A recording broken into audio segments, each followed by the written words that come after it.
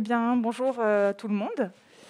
Je m'excuse par avance auprès des personnes qui étaient déjà présentes à la conférence que j'ai donnée sur le même thème au Rasoir Doc, parce qu'il y aura des redites, puisque la naturopathie ne s'est pas réinventée depuis, et moi assez peu aussi, je dois bien l'admettre. Alors, avant toute chose, je vais vous parler rapidement de moi, pour que vous sachiez d'où je parle. Donc, j'ai été naturopathe pendant plusieurs années, je n'exerce désormais plus la naturopathie. J'ai été formée par une école de la FENA, la Fédération française de naturopathie. Donc c'est-à-dire que ma formation est ce qui existe de plus sérieux actuellement sur le territoire français, aussi sérieux que puisse l'être une formation en naturopathie. Et actuellement, je suis en reconversion professionnelle, je suis en BTS diététique, puisque l'exercice que j'avais de la naturopathie consistait finalement en l'exercice illégal de la diététique. Et c'est quelque chose qui me plaisait, pas le fait que ce soit illégal, mais la diététique. Du coup, j'ai voulu me former pour obtenir un diplôme qui me permettait de continuer à exercer. Actuellement, du coup, je suis étudiante et en parallèle de ça, je crée des contenus critiques des pseudomédecines et de la naturopathie plus spécifiquement. Et c'est à ce titre que je suis là aujourd'hui pour vous parler. Et également, je précise que je n'ai pas de conflit d'intérêt autre que le fait que je touche le RSA. Je ne pense pas que ça fasse de moi un suppôt du gouvernement, comme je l'ai déjà entendu, mais voilà, c'est le seul lien matériel que j'ai à déclarer.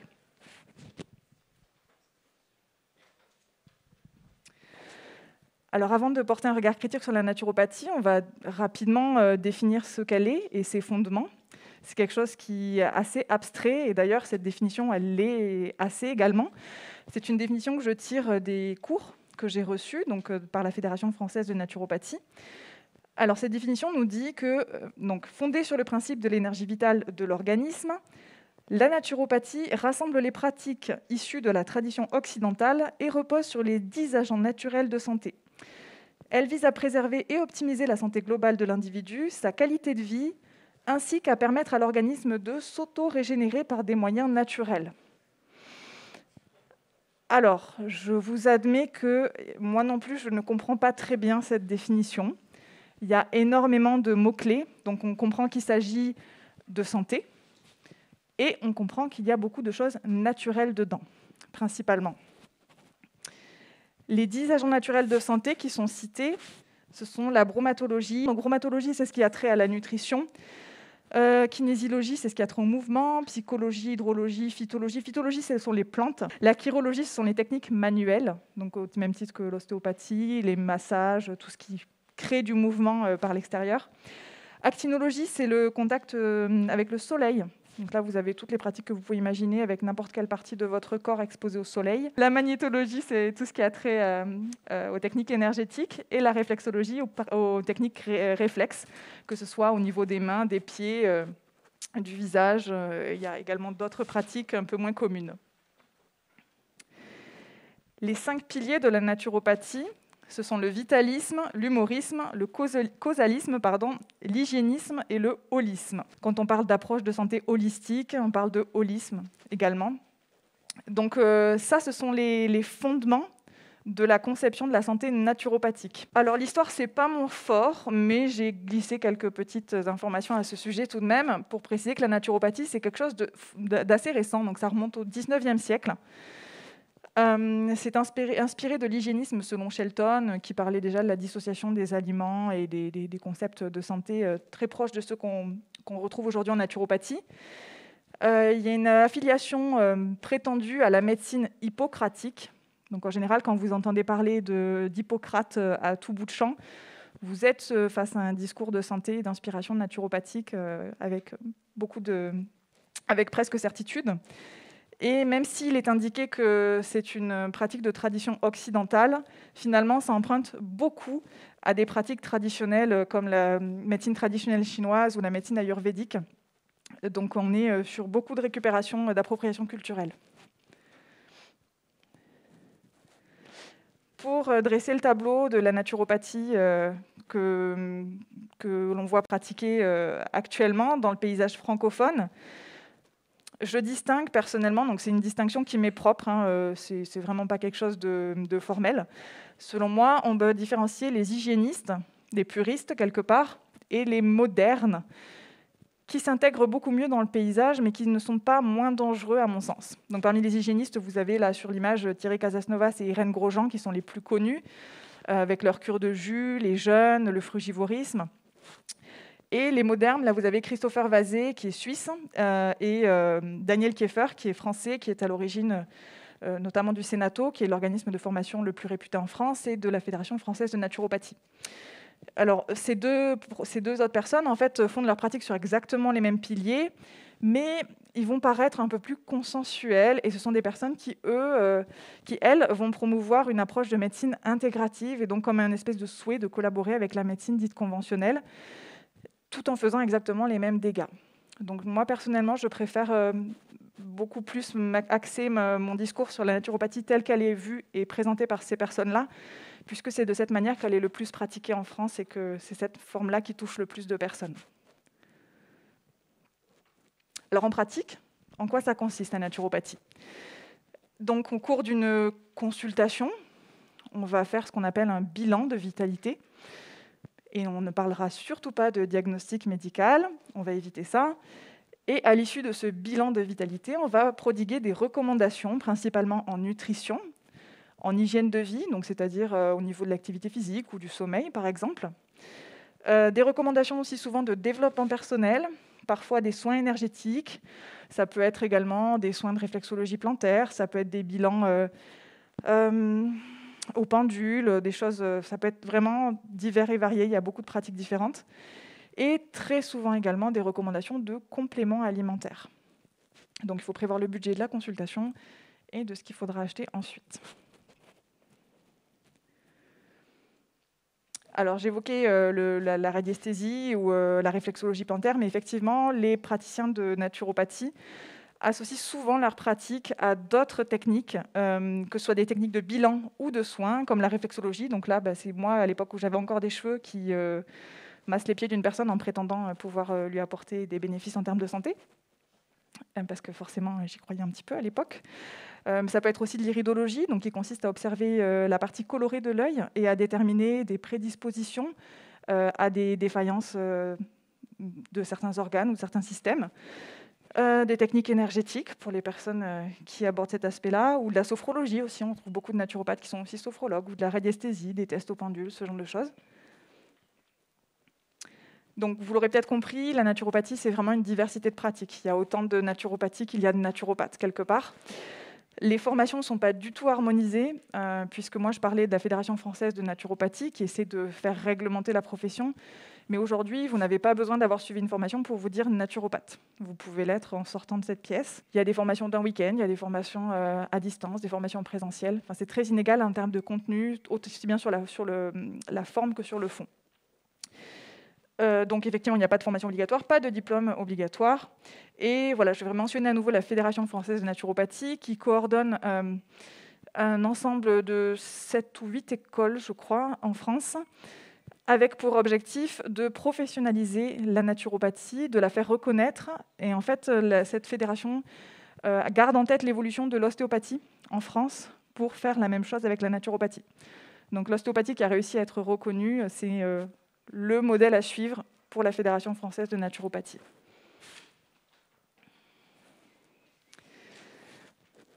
Alors, quel est le problème avec la naturopathie ? Eh bien, c'est que ses fondements n'ont pas de fondement. Alors, j'évoquais les 5 piliers de la naturopathie tout à l'heure. Je vais revenir sur seulement 2 d'entre eux, donc le causalisme et l'hygiénisme.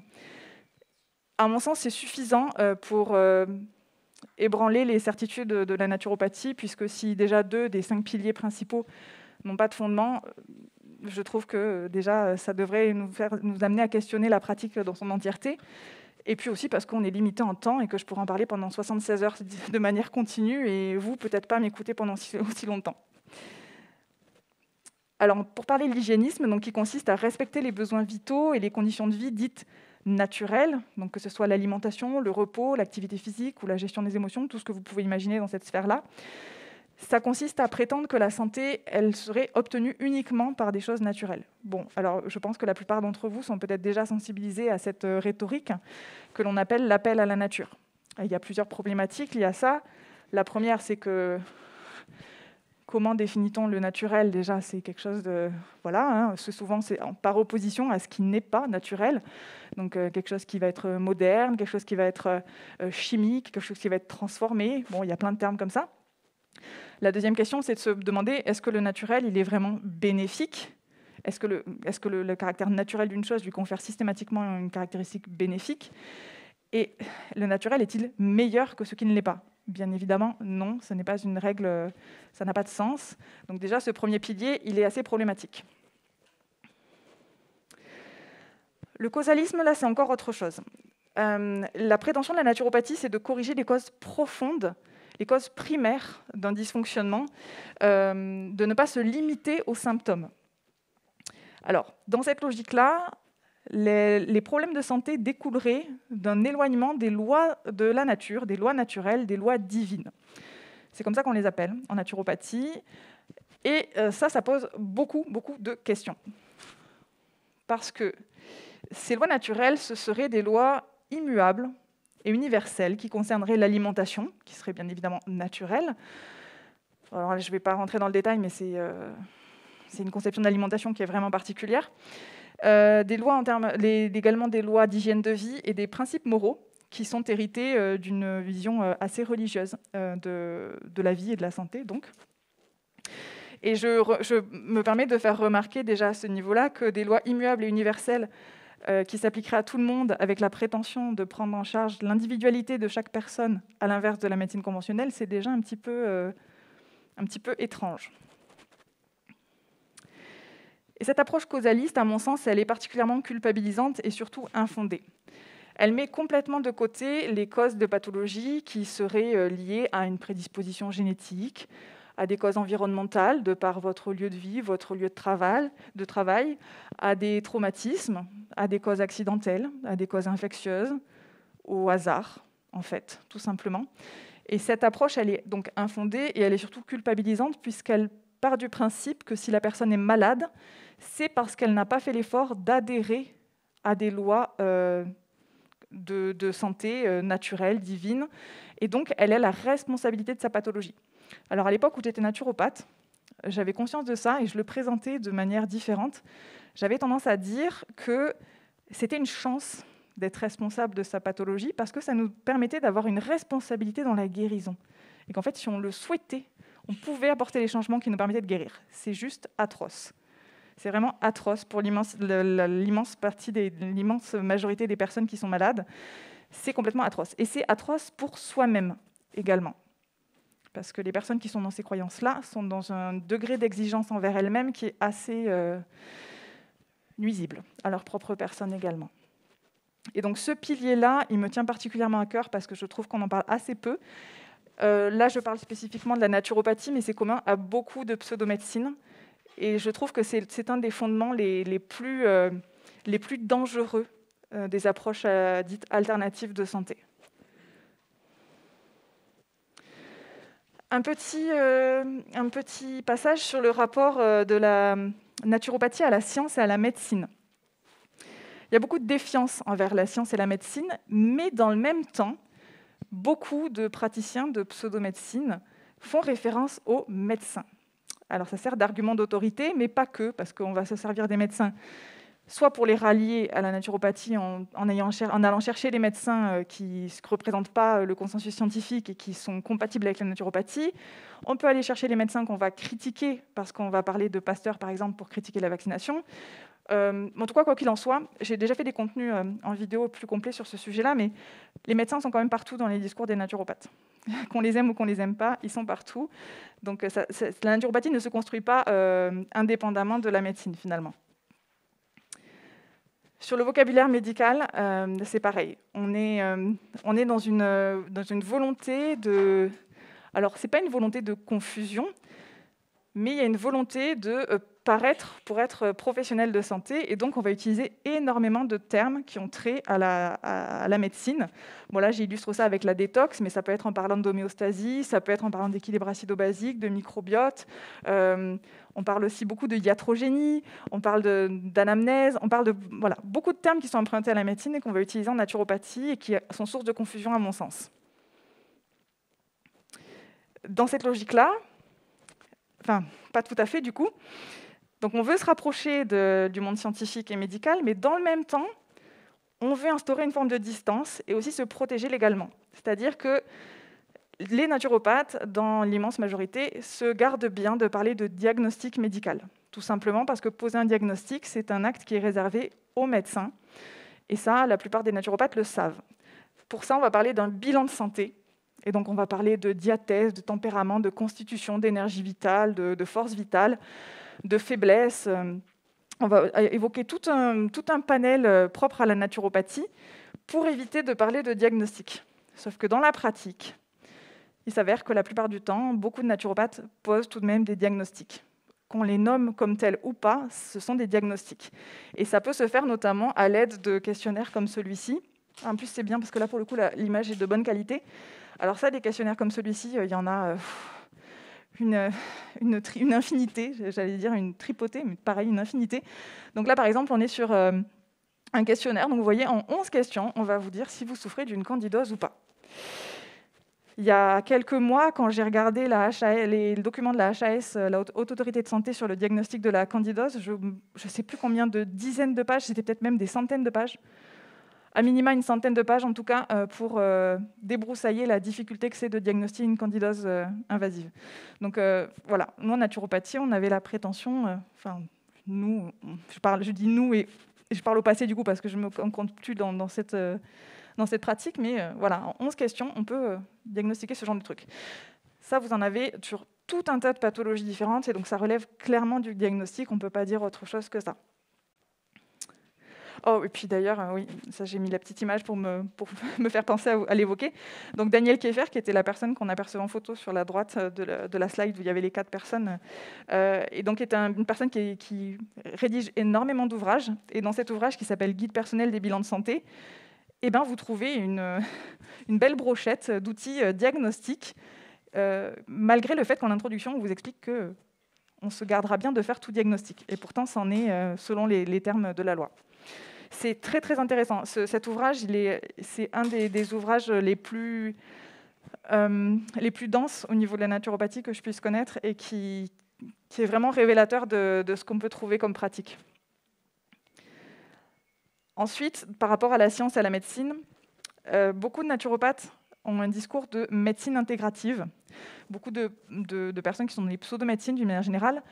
L'idée, c'est d'affirmer que les pseudomédecines ont quelque chose à apporter de plus et de complémentaire à la médecine dite conventionnelle, et de souhaiter intégrer le parcours de soins avec ces thérapies-là, et d'en obtenir une reconnaissance et de reconnaître les bienfaits qu'on peut en tirer.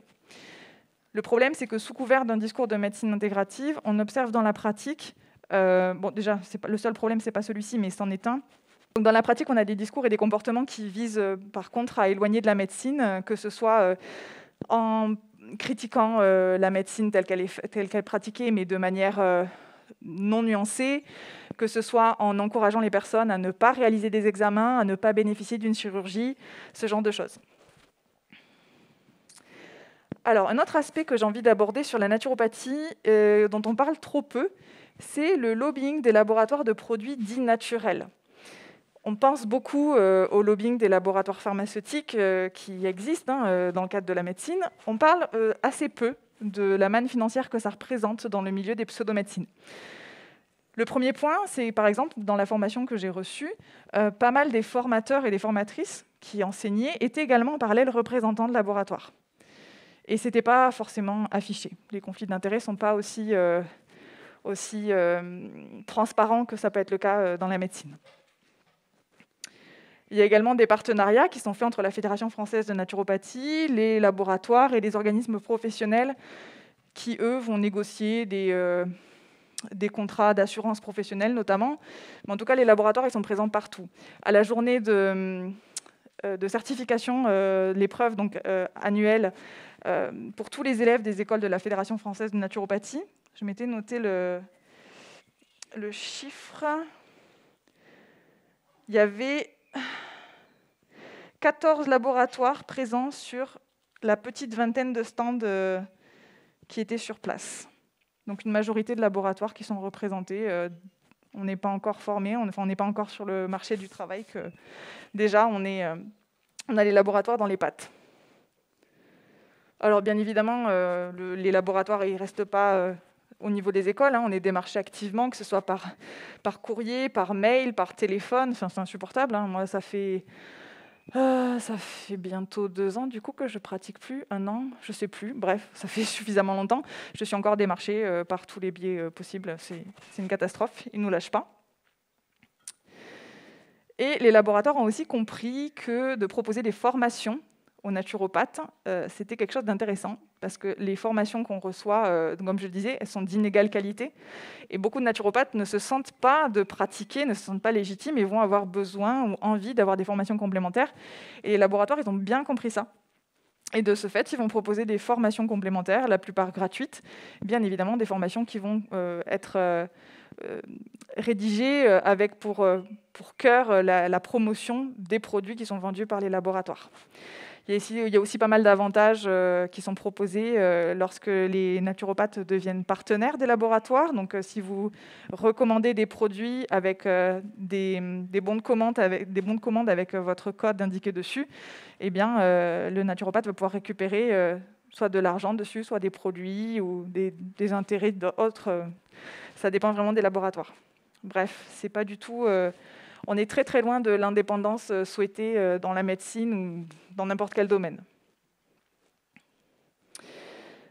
Alors du coup, moi quand j'ai fait ce constat, je me suis dit, ouais mais bon quand même, je vois quand même qu'il y a des gens qui vont beaucoup mieux, beaucoup de personnes me remercient, les gens sont reconnaissants. Et effectivement, il y a des personnes qui allaient mieux, j'ai réussi, j'ai contribué à amoindrir les souffrances chez beaucoup de personnes. Et je me suis dit, ben non, je comprends qu'il y a des choses qui ne vont pas. J'ai envie d'aller chercher ce qu'il y a de rationnel dans la naturopathie. Et j'ai envie de défendre une vision sans charlatan. Voilà. Donc du coup, j'avais créé cette bannière sur un groupe Facebook qui n'a pas duré très longtemps. Déjà parce qu'on était peu nombreux et nombreuses à avoir ce regard critique.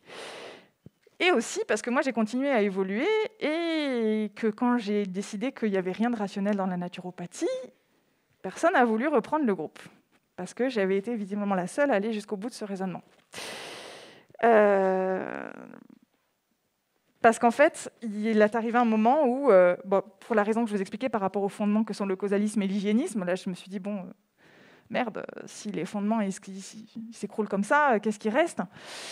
Et en fait, il s'est avéré que ce qui restait d'intéressant, c'était la diététique et les recommandations d'hygiène de vie. Ça, c'est des choses qui sont avérées et qui ont un impact sur la santé. Et ça n'a rien de propre ou de spécifique à la naturopathie. Absolument pas. Et à partir de là, je ne voyais plus d'intérêt de défendre la naturopathie et je voyais au contraire que c'était problématique d'essayer de défendre la naturopathie comme quelque chose de rationnel parce que forcément, il y avait tout un lot de croyances qui venaient derrière, qui étaient problématiques, dont celle que j'évoquais tout à l'heure, qui contribuait à l'éloignement de la médecine, cette vision extrêmement culpabilisante et infondée de la santé, très causaliste. Donc j'ai changé d'avis. Ah oui, avant ça, je voulais préciser autre chose. J'essaie de faire volontairement rapidement pour qu'on puisse ensuite échanger aussi. Mais je voudrais quand même préciser quelque chose, c'est que ça, donc j'ai pris conscience aussi des effets contextuels. Donc pour les personnes qui ne connaissent pas cette notion, c'est un petit peu ce qu'on appelle également le placebo, mais c'est le fait que une technique ou un produit peut avoir des effets bénéfiques qui ne lui sont pas propres, mais qui peuvent être intéressants du fait que, par exemple, on a pris du temps à parler avec la personne, on l'a écouté, on lui a proposé un moment de détente, que la personne nous fait confiance, toutes ces choses-là. Et ça, j'ai pu remarquer que dans ma pratique, effectivement, c'est ce qui faisait défaut. Et donc, ce sont des choses dont j'ai perçu qu'elles étaient intéressantes, mais pas propres à la naturopathie non plus. Et je me suis également noté quelques petites choses qu'on apprend dans une formation sérieuse en naturopathie, parce que du coup, je me suis dit, ok, si la naturopathie, ça peut être intéressant, j'ai quand même fait une formation avec la Fédération française de naturopathie, donc c'est a priori le plus sérieux. Mais j'ai quand même appris qu'on pouvait renforcer son immunité pour guérir d'un cancer en dessinant et coloriant des tumeurs et les cellules immunitaires en pleine action. Ça s'appelle la programmation par visualisation biologique.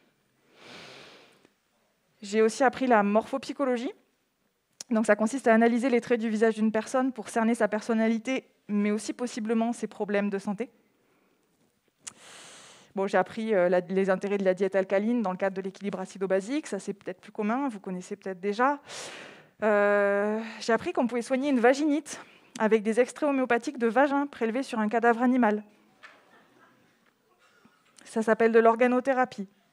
C'est une variante de l'homéopathie. J'ai appris la théorie des signatures de Paracels, selon laquelle la forme d'un aliment indiquerait à quel organe elle serait bénéfique. Donc les cerneaux de noix sont bons pour le cerveau.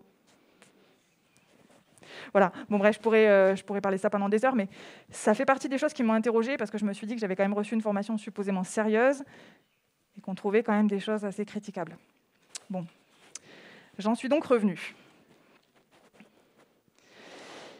Et puis aussi, je ne vais pas prétendre à la neutralité politique, comme le font certaines personnes dans le milieu de la zététique.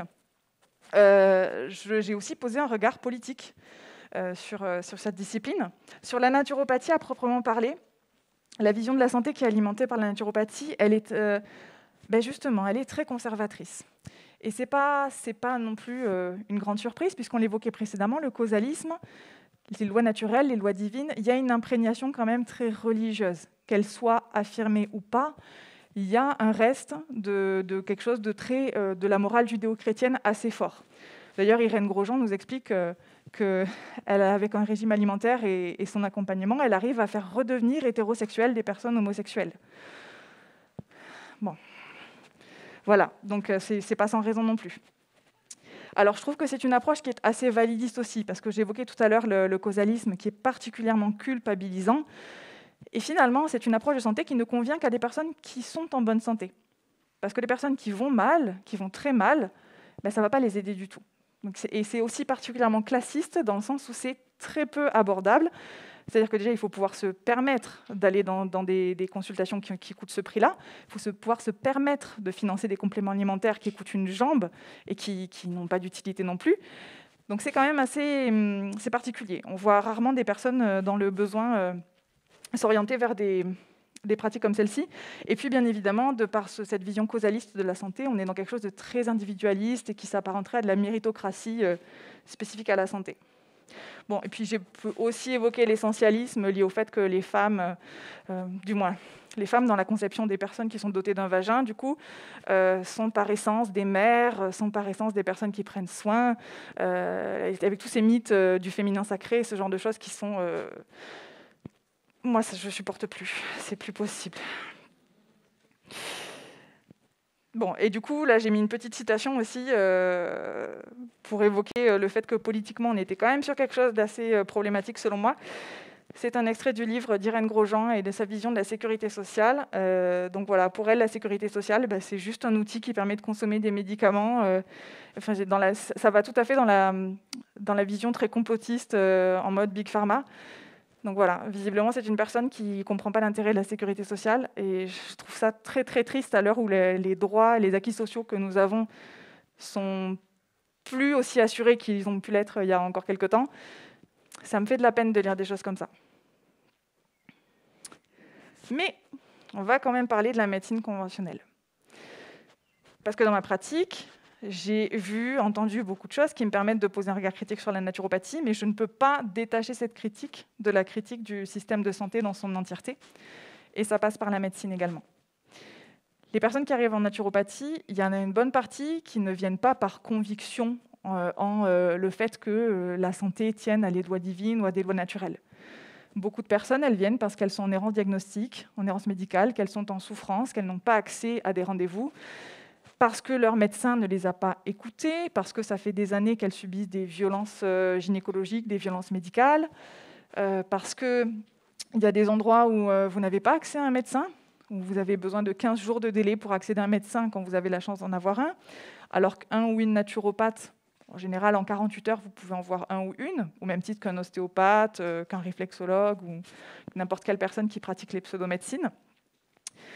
Après, ça, c'est pas propre à la médecine, mais tout ce qui est discrimination, paternalisme, sexisme, ça, vous pouvez le retrouver aussi dans la naturopathie. Mais force est de constater que beaucoup de femmes se tournent vers les pseudomédecines de par l'accueil qui leur est réservé dans la médecine.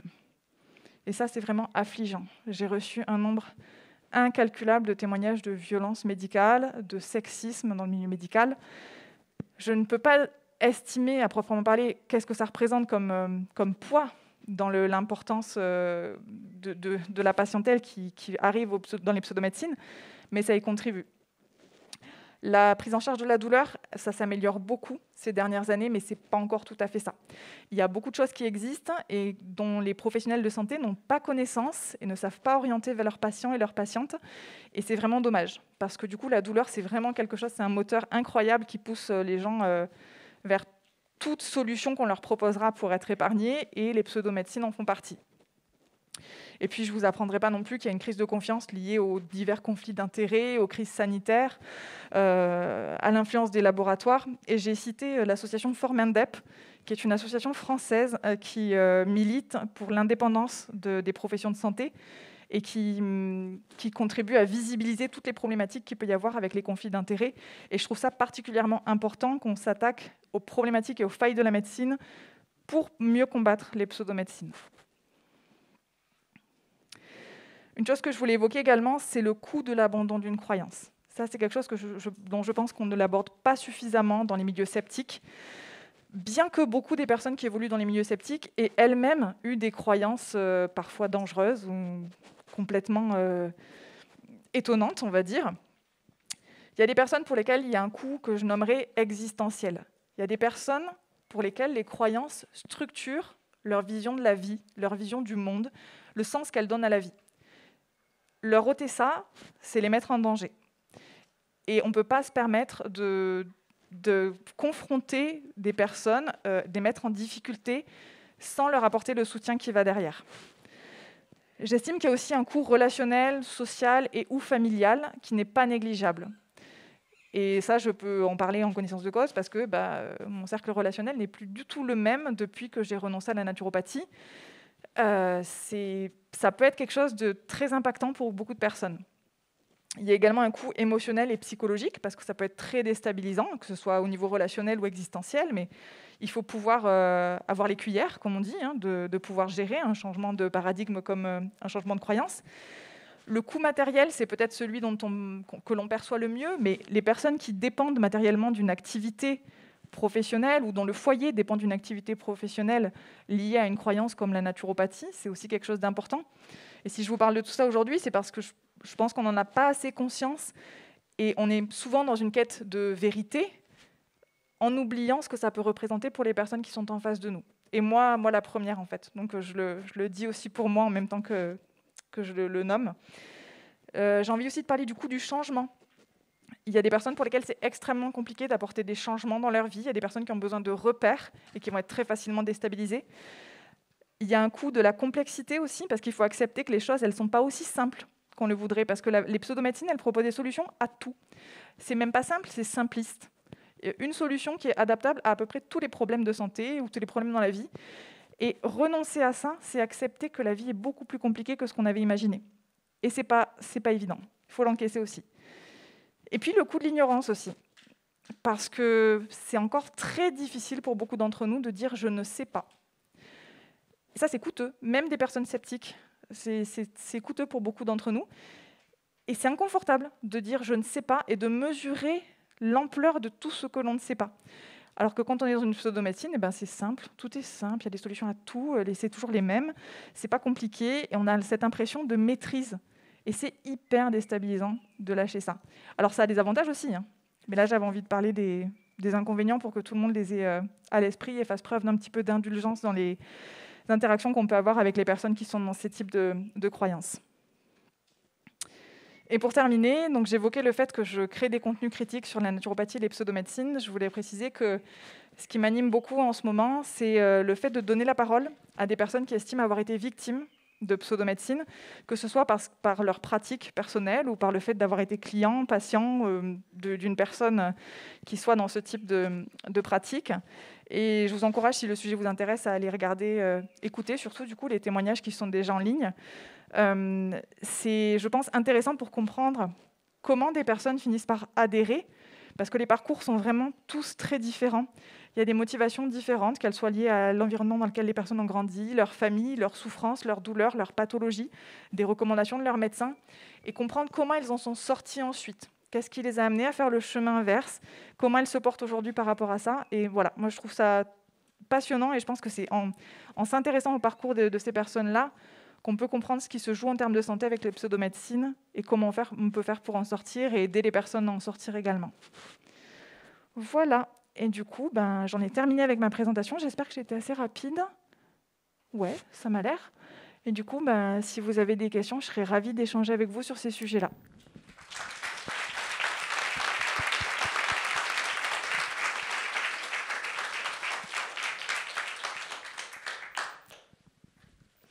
Bonsoir et merci pour cette présentation touchante. Et vous, qu'est-ce qui vous a amené à partir dans cette branche? Parce que j'imagine qu'en plus, ce sont des études qui doivent être chères, parce que les écoles sont payantes. Alors, du coup, je vais répondre en deux parties. Oui, c'est très cher. J'y ai eu accès parce que j'ai la chance d'être une personne privilégiée matériellement, enfin surtout ma famille, du coup. Et donc, de ce fait, oui, j'ai pu accéder malgré le coût de la formation. Et ce qui m'y a amené, c'est un ensemble de facteurs. Je ne saurais pas les définir de manière exhaustive, mais j'en ai identifié un principal. C'est le fait que... Alors, j'ai une alimentation végétalienne depuis une dizaine d'années maintenant. Et j'ai été confrontée très souvent au mépris et à l'ignorance des professionnels de santé, y compris médecins nutritionnistes, à ces sujets-là. Et sauf que j'ai très vite compris que j'avais besoin d'un accompagnement parce que je n'avais pas accès à des discours sur l'équilibre alimentaire végétal. Et le seul endroit où j'ai trouvé ça, c'était la naturopathie. Et du coup, ça a concordé avec... je commençais à toucher un petit peu aux huiles essentielles, ce genre de choses. Et donc, du coup, j'ai très vite été séduite en disant « Enfin, quelqu'un qui parle de l'alimentation végétale ». Et ça m'a complètement aveuglée. Et aujourd'hui, j'en suis sortie. Alors, pas de l'alimentation végétale, mais du coup, je vois ça de manière beaucoup plus rationnelle. Et c'est pour ça que je me forme en diététique, qu'il y a des diplômes, il y a des formations, des choses qui existent, mais qui sont encore très lacunaires sur les alimentations végétales aussi. Donc, par exemple, j'ai conscience que c'est un sujet qui peut facilement amener aux pseudomédecines de ce fait. Oui, bonjour. C'était simplement pour rebondir sur l'histoire des classes sociales dont vous parliez tout à l'heure. J'habite en zone rurale et j'ai autour de moi beaucoup de gens qui sont au RSA, qui n'ont vraiment pas beaucoup d'argent, qui ne travaillent pas depuis longtemps et qui sont très, très, très plongés par toutes ces pratiques et qui pratiquent tous eux-mêmes. Ils n'ont jamais été formés, mais il y en a un qui fait de la réflexologie, l'autre qui va faire des massages, l'autre qui va faire des huiles essentielles, etc. Et ils font des échanges entre eux et ce n'est pas réservé uniquement aux gens qui ont de l'argent. Tout à fait. Alors, je n'avais pas l'intention de dire que c'était réservé, mais quand même principalement. Parce qu'effectivement, dans ma clientèle, j'ai aussi eu des personnes... Alors, je parle volontairement de clientèle, il y a des personnes qui m'ont dit que ça les choquait, mais comme ça ne relève pas du milieu médical, je ne vais pas parler de patientèle. Donc, dans ma clientèle, j'ai effectivement eu des personnes précaires, mais ce n'était pas le cas de l'immense majorité des personnes que j'avais. Et effectivement, ce que tu décris, c'est OK pour toi le tutoiement? Ouais. Ce que tu décris, c'est de l'auto-pratique, c'est des échanges, ce genre de choses, mais dans les rapports payants, tu vas trouver beaucoup plus de personnes qui sont quand même assez privilégiées. Mais oui, c'est quelque chose qui peut toucher aussi d'autres personnes. Ce qui n'empêche pas que la vision de la santé qui est alimentée par ça, elle est quand même très classiste et très privilégiée. Mais je te rejoins, c'est pas l'intention que j'avais pas l'intention de dire que c'était exclusivement pour ces personnes-là, donc c'est bien que ça puisse être clarifié. Merci. Bonjour. Merci pour ta présentation. Quelqu'un a demandé donc comment tu es rentré dans la naturopathie. Moi, je voudrais savoir comment tu en es sorti. Si ça a été progressif ou si ça a été un déclic ou un truc comme ça. Merci pour ta question.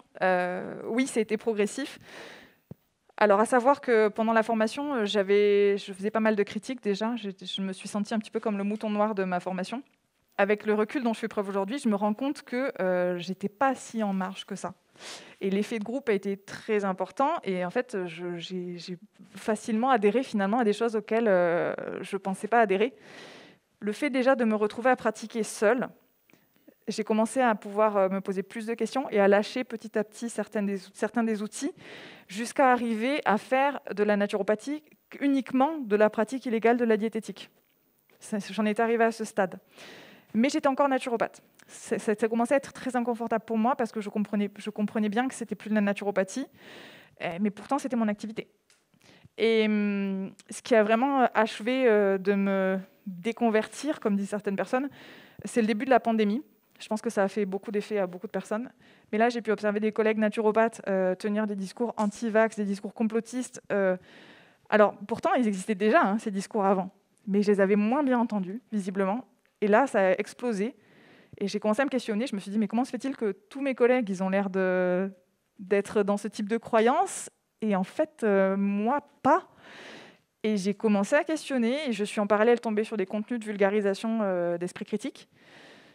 Et puis, ça a achevé d'enfoncer le clou. Et puis, j'ai pris la décision de dire, j'arrête. J'ai arrêté mon activité progressivement aussi parce qu'il y a des contraintes matérielles qui font que je ne pouvais pas arrêter du jour au lendemain.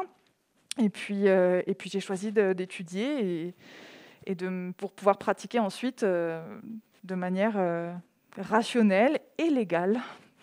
Pourquoi pas ? Je dis ça, mais le critère de l'égalité n'est pas pour moi un critère pertinent du fait qu'une chose soit juste ou pas.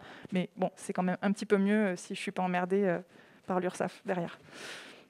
Voilà. Bonjour, merci encore pour ce super témoignage. D'ailleurs, la déconversion est très intéressante.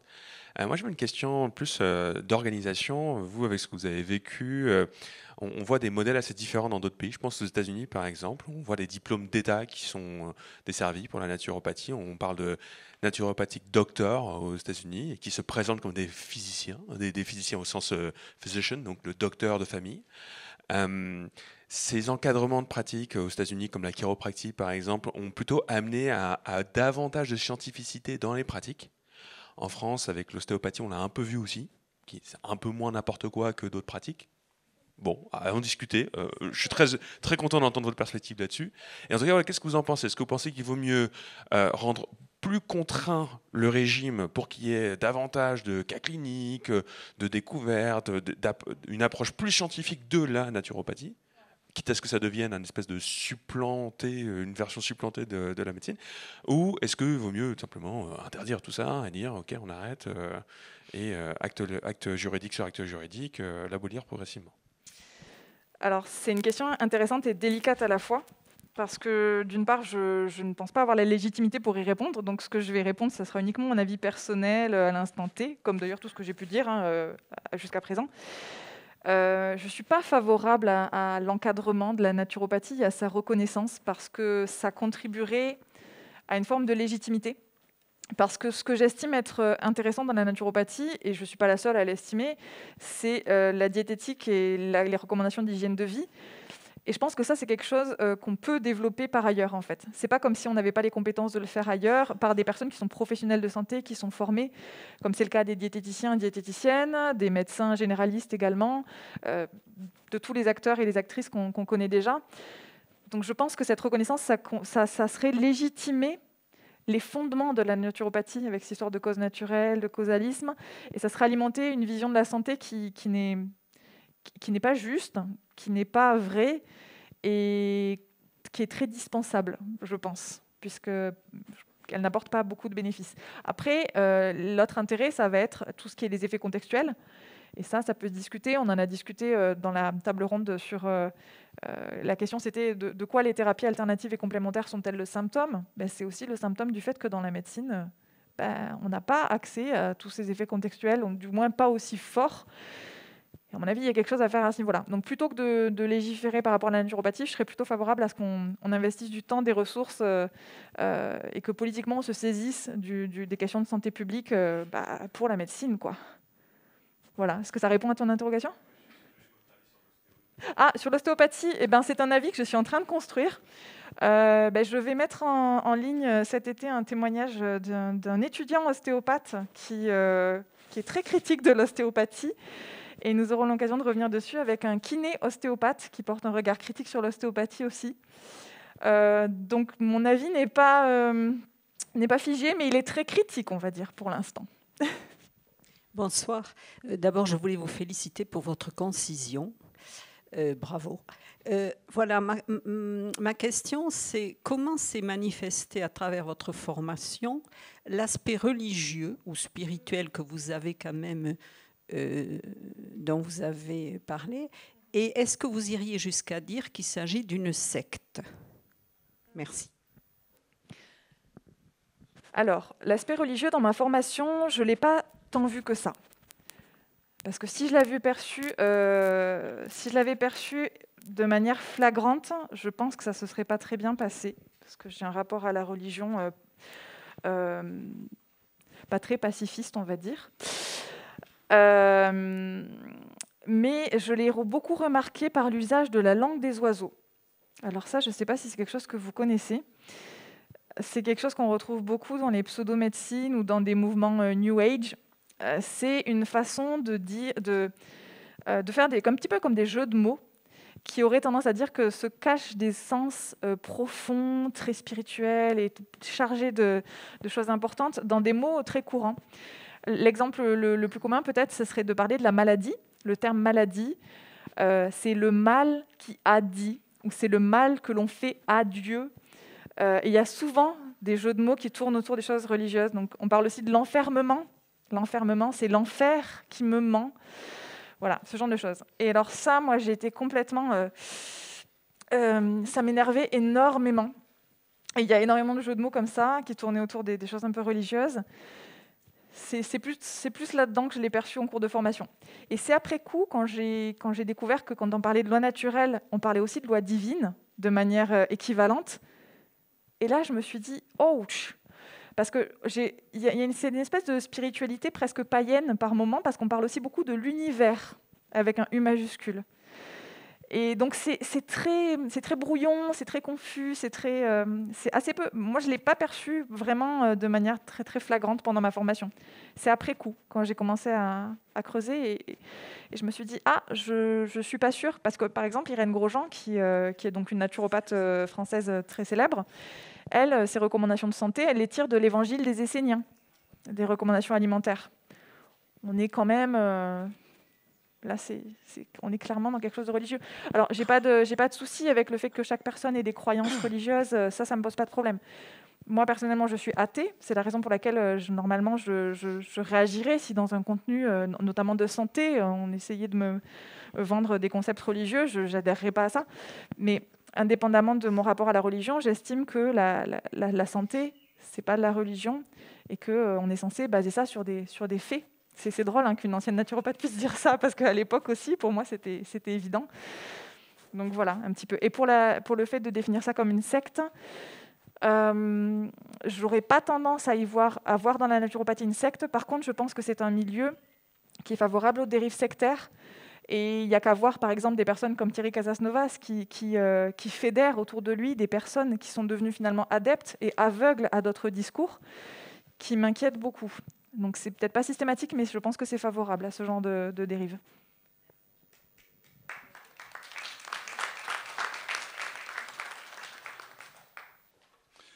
Oui, alors, Gilles Roche, Montpellier. Sur la langue des oiseaux, c'est vrai que c'est d'un ridicule total et c'est dangereux. Moi, j'ai vu en cours de management dire que convaincu, s'il y avait dans convaincu, il y avait con et vaincu. Donc, c'était pas bien et que si on se mettait à genoux, il y avait je et il y avait nous. Enfin, etc. Il y a plein d'exemples comme ça. Et autant j'adore les jeux de mots, surtout s'ils sont un peu en dessous de la ceinture, autant prendre ça au sérieux, et c'est pas vrai, et c'est dangereux. Donc, moi, je dirais, dans ton exposé, qui est super, bien évidemment, ce qui est très particulier, c'est le côté déconversion, c'est en être sorti, plutôt que la naturopathie elle-même. Et cela dit, pour parler de naturopathie, moi, je pense qu'il y a un facteur qu'il ne faut pas oublier. Il ne faut pas tout résumer à une réaction, à une médecine trop moderne, trop technique, et pas assez d'écoute, de temps des médecins, généralistes ou pas généralistes d'ailleurs. Je pense que tout ça remonte beaucoup à des théories, notamment du 19e siècle, des hygiénistes. On a vu d'ailleurs la théorie des 4 humeurs. Il y a eu une photo, je crois que tu ne l'as pas commentée. Ça, c'est les bases. Et moi, j'avais une grand-mère qui pourrait être ton arrière-arrière-grand-mère, donc c'est pour dire que c'est assez ancien, qui était totalement dans ces choses-là. Institutrice, le milieu enseignant est très ouvert et très favorable à ces choses-là, notamment dans l'enseignement primaire. les enseignants, les instituteurs de la République, hein, les hussards de la République, tout ça, non-croyants, enfin tout ça, ils étaient à fond là-dedans. C'était, on est intoxiqué, il y a des toxines, il faut nettoyer les intestins, il faut faire tout un ensemble de choses qui étaient exactement ce qu'on a maintenant. Alors, il y a sûrement une aggravation du fait du manque de temps et d'écoute, hein, c'est sûr, il y a un appel d'air, mais il y a, dans la population générale, il y a des racines très profondes en faveur de ces choses-là. Je crois que ça, faut pas l'oublier, je pense. Ben, je te remercie. Après, si ça a été compris comme tel, ce n'était pas du tout le message que je voulais passer. Je ne prétends pas du tout que les défauts de la médecine conventionnelle sont l'unique facteur de développement des pseudomédecines. Je pense que ça y contribue fortement. Et après, moi, je parle de ce que j'ai pu observer. Et bien évidemment qu'il y a certainement d'autres facteurs dont je n'ai pas connaissance, et notamment des facteurs historiques. Mais c'est vrai qu'à l'instant T, de la pratique que j'ai eue, des retours que j'ai pu obtenir, c'est vrai que moi, ça me semble important d'en parler. Et d'autant plus qu'on en parle trop peu. Bonjour, merci beaucoup. J'avais une question, je voulais savoir ton avis sur la pratique et les écoles d'herbalistes, herboristerie. Voilà, si tu avais un avis. Merci. Avec plaisir. Alors moi, je me suis formée à l'issue de ma formation en naturopathie parce que j'ai pas aimé la formation que j'ai eue en phytothérapie à l'école parce que je la trouvais trop proche des laboratoires. On nous apprenait uniquement des galéniques, enfin des formes... on nous apprenait à utiliser les plantes, mais sous des formes transformées, commercialisées dans des laboratoires partenaires, bien évidemment. Et de ce fait, je me suis formée à l'école lyonnaise des plantes médicinales ensuite, en phytothérapie. Par contre, là, il y a un fil qui est à moi, d'accord. Pour avoir quelque chose de plus traditionnel, de plus sympa. J'ai également des amis qui sont formés à ça. Je porte un regard plus nuancé que sur la naturopathie. Parce qu'à l'heure actuelle, il y a quand même pas mal de recherches qui sont faites sur la possibilité d'utiliser des plantes. Donc ça, il y a beaucoup de choses. Mais je décris quand même souvent l'utilisation qui en est faite. C'est-à-dire que le fait d'imaginer qu'on peut solliciter systématiquement une personne pour être guérie par des plantes, ça me pose problème. Le fait qu'on parle des plantes sans beaucoup de précision, parce que les études qui sont faites, c'est toujours soit pour une plante donnée, sous une forme donnée, avec une posologie donnée, dans un contexte très précis, alors que souvent on va dire le millepertuis, ça sert à ça. Non, le millepertuis, ça ne sert pas à ça. Il y a des études qui ont montré que l'extrait de millepertuis extrait de cette façon, dosé à telle quantité de principes actifs, utilisé avec telle posologie pendant tant de temps sur des personnes ayant tels symptômes, montrait tel résultat. Et du coup, la vision des herboristes, elle est parfois un peu simpliste, un peu trompeuse, et je pense qu'elle a tendance à alimenter l'idée qu'on peut tout soigner par les plantes, alors qu'en fait, c'est peut-être plus compliqué que ça. Du coup, je préfère suspendre mon jugement sur des pratiques comme la phytothérapie dans leur globalité. Et je préfère me dire, si un jour je me pose une question sur l'efficacité d'une plante, je vais prendre le temps d'aller regarder, parce que j'apprends à lire les études aussi depuis le temps, et me dire, OK, qu'est-ce qu'on peut dire de cette plante-là pour telle application. Du coup, j'essaie de ne pas avoir de vision trop globale du truc. Mais je me méfie quand même dans l'ensemble, un petit peu, on va dire. Oui, moi, bonjour. J'avais une question ici.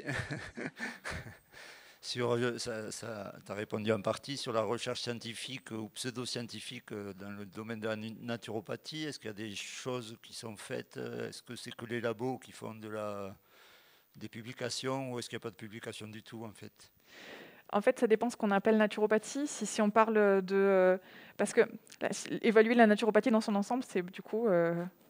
Tout ce que j'ai évoqué, c'est juste énorme. À ma connaissance, il n'y a pas d'études qui permettraient aujourd'hui d'attribuer à la naturopathie des effets supérieurs aux effets contextuels ou aux effets propres à la diététique ou aux recommandations d'hygiène de vie. En fait, je n'ai pas connaissance d'études qui permettraient de voir, pour une pathologie donnée, un accompagnement avec des recommandations alimentaires et d'hygiène de vie lambda, classique, et en opposition, un accompagnement naturopathique et de voir lequel des deux, est-ce qu'il y en a un qui présente une différence. À ma connaissance, il n'y en a pas.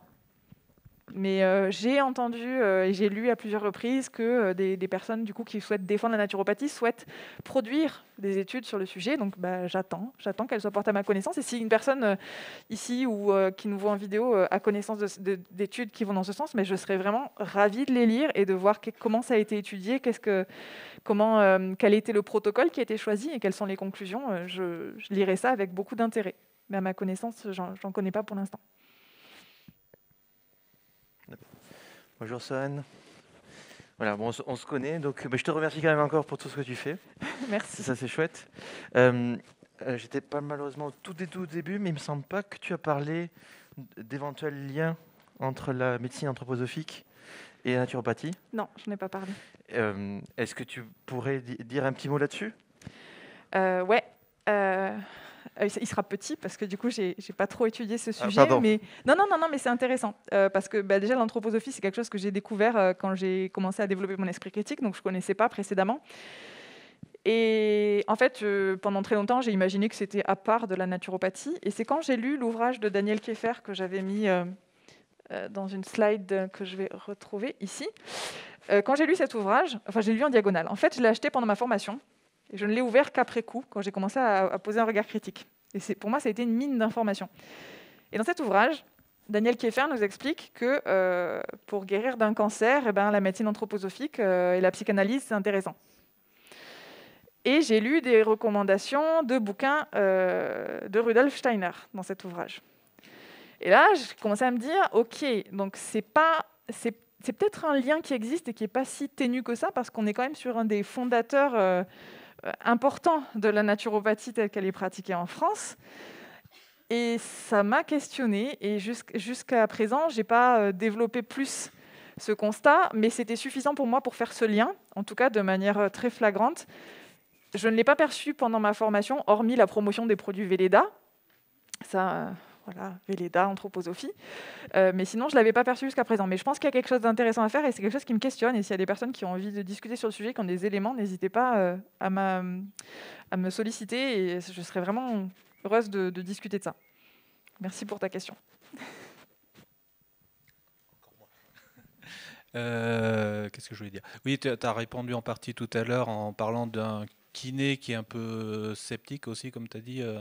Est-ce qu'à ta connaissance, il y en a d'autres comme toi qui sont repentis, des naturopathes ? Est-ce que vous êtes nombreux ou tu es le seul mouton noir ou... Alors, dans la sphère francophone, je n'ai pas vraiment connaissance de personne qui ait une démarche comparable à la mienne.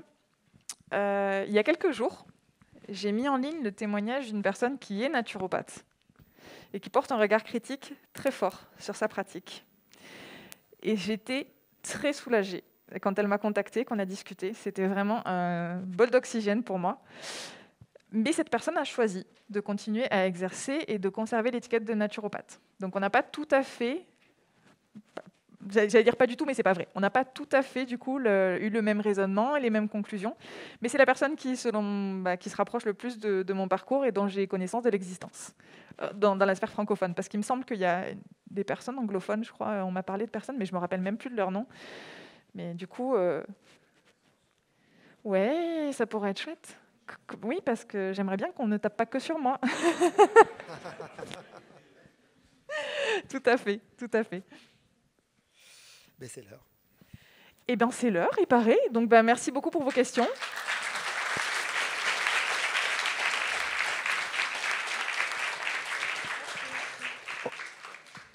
On rappelle où on peut te suivre, Sohan ? Oui, s'il y a des personnes qui sont curieuses, j'ai quelques vidéos en ligne sur YouTube et sur Peertube. Mon nom, Sohan Tricoire.